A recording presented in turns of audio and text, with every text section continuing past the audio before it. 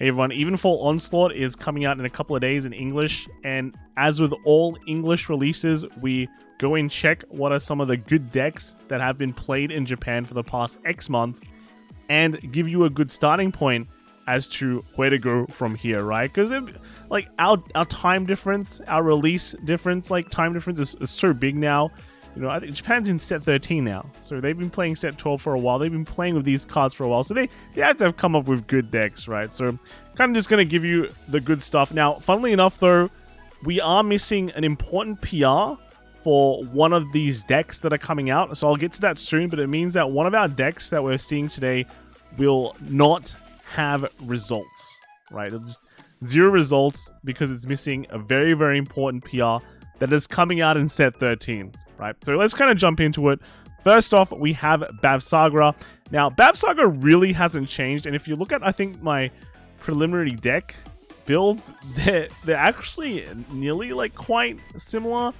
But if you've been playing Bavsagra from, you know, for a while now, the deck functions still the same. You have some nice tools. You have the new Vilord that just kind of buffs everything even bigger. So ideally, you want to get this out ASAP and start just like pushing your opponent, like start rushing your opponent the moment you just at any good moment, but especially by your grade 3 ride, you're gonna want to at least just, you know, make huge columns and then just bash your opponent, right? Your grade 2s really haven't changed. You got a new one that, you know, helps you get some helps you get some cards, which is nice. And then like the arms, the one switch up here is you have the new axe. This lets you, it is basically like a finisher axe, but at the same time, you can also go back to your shield, which is cool, right? Just a nice touch. And then a lot of people are now running this new Blitz order, defensing raw. What does it do? It defenses, right? But it just lets you add some extra shield, and then, you know, you don't lose the card. So imagine if your hand is just full of important pieces. Usually important pieces don't come with a lot of shield, but basically this itself is like an extra 10k, and then you can call an important piece to the Guardian Circle, and then it'll come back to your hand and you feel less bad. So overall, if you've been a Bavsagra player for a very long time, this deck functions pretty similarly to how it did before, but now every single part of your strong points have been increased in terms, like, just gotten better. So if you like the Bavsagra playstyle, you are not changing, right? You are still playing your favorite playstyle, except everything is just better, right? So not much else to say here. Second deck, this is actually a new deck. We have Omina Gruzio. This one is, by the way, this came first place at Sendai, so it's not like it's not like it hasn't been tested. This is actually a first place deck. But then we have the Omina Gruzio. This came up quite a few times as well. This is a Sendai second place deck, and there's been actually more. There's been more kind of lists for this as well. Omina Gruzio was surprisingly popular as a third deck for all the team tournaments they've been doing. The main part of this deck is you run 4 of each Omina Gruzio. You run 4 of its support, which is Ruin Collector. This just makes it so when you discard a card, it counts as 2, right? So that's cool. And then you need 4 of the masks, which might be a bit hard to get, but because it's just, you know, it's searchable by your Omina Gruzios, it's very important to have. And then, you know, your masks also search for Dragon Tree Wretches. I've actually seen people run less Dragon Tree Wretches just to, like, run more Cyclers. This one is not running any of the Cyclers, but you can. But this one is the best performing one, so I kind of just went with this. But yeah, no, you can run the Dragon Tree Wretches as well as extra search targets. The other important card, pretty much the other core card, is Misery Wing Dragon. This one is just gets a bunch of power, right? Gets a bunch of power and lets you draw more cards. So that's pretty good, right? That's pretty good. What are the rest of the cards that we're running here? Well, PGs, of course, are important, and there's just like a Clean Sweep Dragon. 2 Clean Sweep Dragons you can run. It's extra pressure on your opponent, like a board wipe, but also you can commit it early and just kind of bash with it, and that's kind of it. There's basically just like 2 builds of Omina Gruzio right now. One is something like this where it's more aggressive, or another one where you just run, you know, Cyclers and Gungrams and kind of grind the game out. It's really up to you. I think both of them are pretty valid. They've both shown some results in Japan, so maybe because of some changes in our metagame. Our metagame might be different than before. It might be slower. The grindier way to play might actually be better. So just bear that in mind. But this is kind of just one of the builds that is just doing well with Amelia Gruzio. Yep. This is Bastion, and you might know Bastion. This is the deck that actually is changed the most in our current English format, and there's not really a good way to say it, right? We don't have Sapient Owl. And what is Sapient Owl? Sapient Owl is a grade 1, that is a grade 3, that is a counter charger, that is a soul charger, that is a 10k booster that sticks around. It basically does everything for the deck, right? It makes the entire deck just work that much better. What happens, like, if we have a Sapient Owl, right? Let's see what changes, right? So first off, counterblast wise, Bastion requires a counterblast and a discarded Bastion to get the secondary effect, to get the drive checks. That's pretty good. Fork, right? This order requires counterblast 1, soul blast 1, and then your Alden is a counterblast 2, soul blast 1. But because you have the Owl, right? Because you get to refund a counter charge and a soul charge, this cost becomes like pretty much this counterblast 1, right? So if you're gonna do a big turn, you can do like 1 Alden, which turns out to be a counterblast 1 of the Sapient Owl. You can then do the Fork, which is just counterblast 1, soul blast 1 for the extra drive check, right?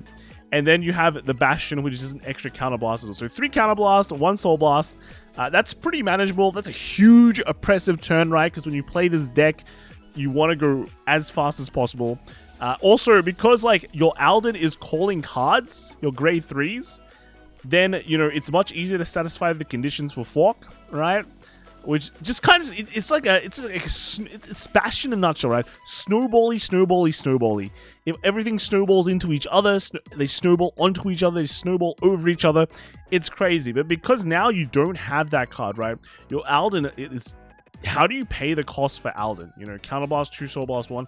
That's just biting into so much stuff. Like, you have to, like, if you're using this card, this is basically emergency territory, right? Because think about everything else that kind of gives you an advantage. So, you know, Bastion's Accord skill, right? Counterblast 1, discard 1.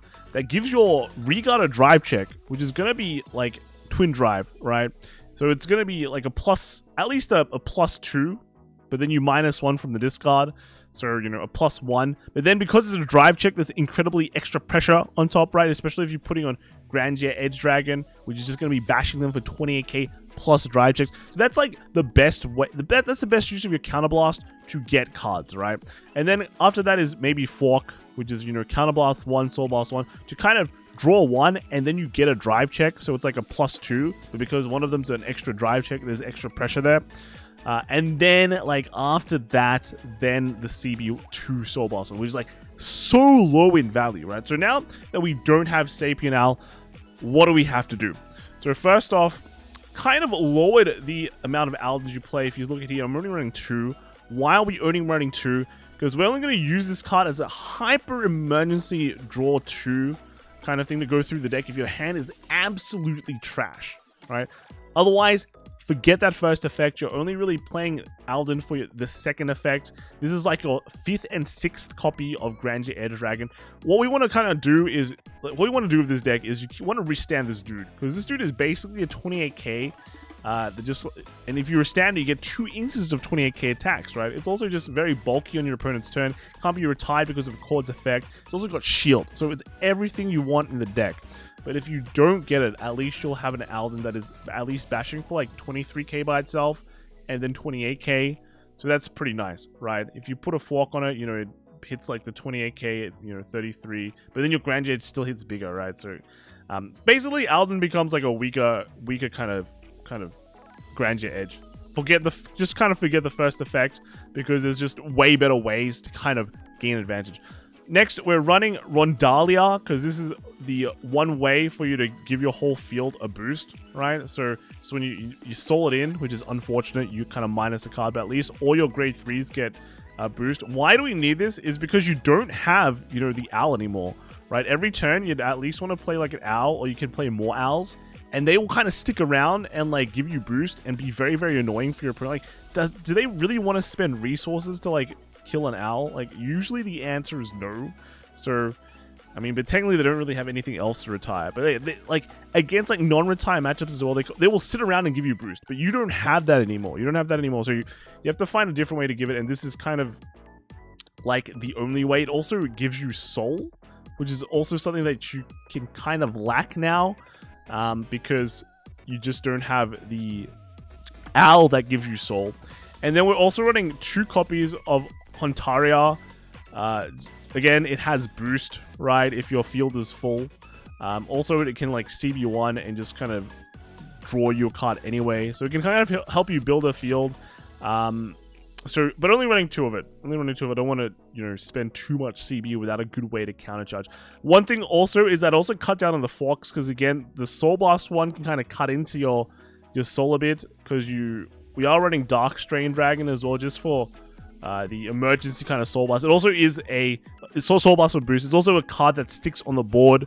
So again, it kind of builds field.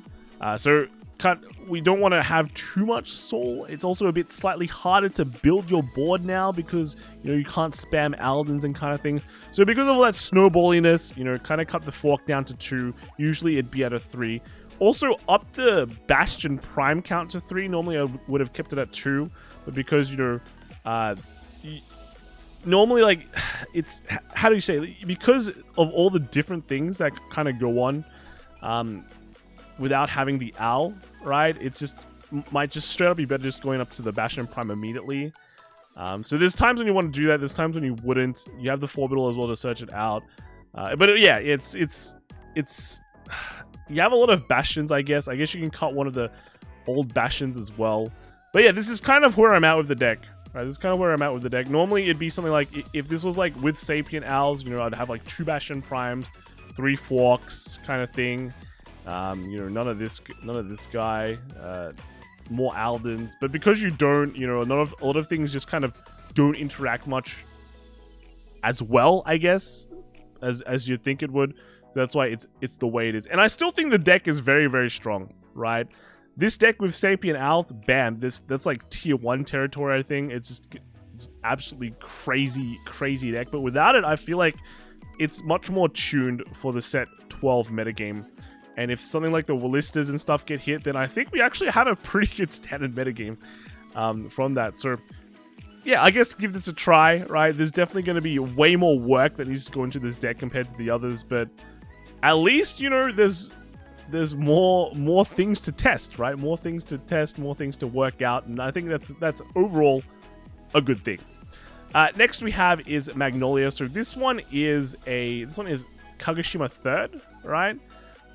There were actually a few Magnolia masks that did pretty well. The key thing is that it's like they all run like weird ride lines, you know. So this one's running the Zorga ride line, but then it stops and it runs one of this Goidote, which, you know, I guess it's pretty important because you want it in the drop zone to start, like, you know, resurrecting it or just giving you Vanguard power. And then it also runs like 1 Inla Pulse, and then just a bunch of, you know, you've got the Dragon Tree Wretches to max out your Dragon Tree markers ASAP. And then once you have enough, you start just putting Force Grow and then just building a full board every single turn. Other than that, the Magnolia Mask effect, you run 2 Magnolias, OG Magnolias, by the way, so you'll be able to get like field wipes quite often. And then you also want to kind of search Serral just to get your Persona Ride to just hit the whole board and just kind of just bash your opponent very, very much, right? Very much.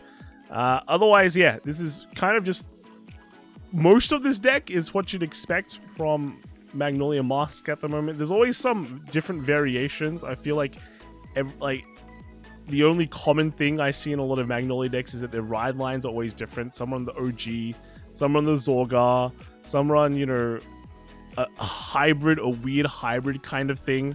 But yeah, this is just, I guess, a good starting point for that. Next we have is Gravia. I can't really, like, even though this deck topped, right? This one came 14th in singles, Nagoya singles. Now there is Diversity Cup, but this was also singles. So this basically went X1 at a singles event. But the deck itself just, I still can't recommend it, personally. I just feel like the deck is so clunky. It doesn't really do what you want to do. But at the same time, you know, guess what? If it's so clunky, it might just work, right? I don't know. I don't even know what I'm saying. It feels bad trying to sell Gravia, but here are the plus parts, right? So this is actually a Gravia mask deck. If you stay at normal Gravia, you get to, you know, draw cards and put on a lot of pressure. If you ride into masks after you've dumped all their like meteors, right, you get 3 meteors back into your hands, and you'll basically always be able to use the Nordlinger effect, its first effect, and then you can use some of your support to put them back into the order zone and maybe you draw a card. yeah, so I don't know. This deck actually it went X1 at a major tournament once. Like honestly, if it was me personally, I wouldn't be playing this. But for the Gravia fans out there, here you go. Here's probably the best version. It topped once, by the way, only one time. So that's. And because of diversity cut too, so there's that. But it did go X1. It did go X1. So you know, it beat 3 people in a format where Bastion is like supreme with Sapien Al. So yeah, okay, give it a try. And then lastly, this is probably the best deck to come out from Evenfall Onslaught, especially for English, because our Bastion Accord is missing a Sapien Al. This deck is pretty much took the entire format by storm in set 12 by like week 2, right? Week 2 we started seeing results, and then it just kept on going down from there. The deck is just very, very simple. It's very fast. It's very easy to play. If you bought the trial deck, you have a meta deck. You have straight up a meta deck. With the Orphist masks, you want to at least pop out when you attack. You want to pop out 2 wells to create 2 army tokens at least, because then you get, you know, 5 attacks and extra drive check. Because of that, you want to run like 4 of the Moonlit Knight. So then you ideally put this back and then draw more. So it's like a yin yang engine where you can just pop this guy, keep on drawing, keep on driving. Life is good, right? And then what are the other stuff? Well, basically, because you have to run a bunch of these orders, you actually don't have a lot of slots in your deck. So 1, you need 4 of the Dragon Tree Wretch, because if you don't get your mask, you lose the game. Like, just life sucks. Actually, it's not that bad when you compare to the other masks, right? Because Ragus is actually still okay. So if you miss the mask, you still have a play, while other decks just don't do anything. So I guess that's kind of a plus point, but if you go into Orphist Mask, it's still better, right? It's still better. And then you have, you know, just Polaris Dragon. This is from the TD. It's just really good, right? It's just really good. It just does everything the deck wants to do, right?